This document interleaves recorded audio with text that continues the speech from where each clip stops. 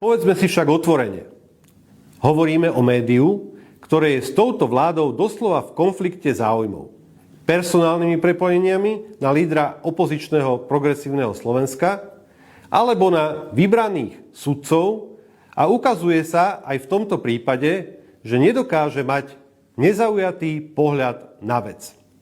Namiesto objektívneho informovania sa správa skôr ako fanklub jednej strany sporu, Čurilovcov.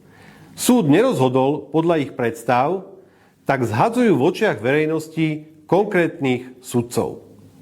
Keď Smer poukazuje na rozhodnutia konkrétneho sudcu, idú takmer rozpútať revolúciu. Ale keď príde rozhodnutie, ktoré nezapadá do ich pexesa, tak oni môžu všetko. Dvojaký kilometer. Ako vždy. Rozhodnutie Krajského súdu považujem za správne a spravodlivé a považoval by som ho za spravodlivé, aj ak by išlo o prípad, v ktorom figuruje napríklad niekto zo Šimečkovcov. Každý má právo na spravodlivý súdny proces.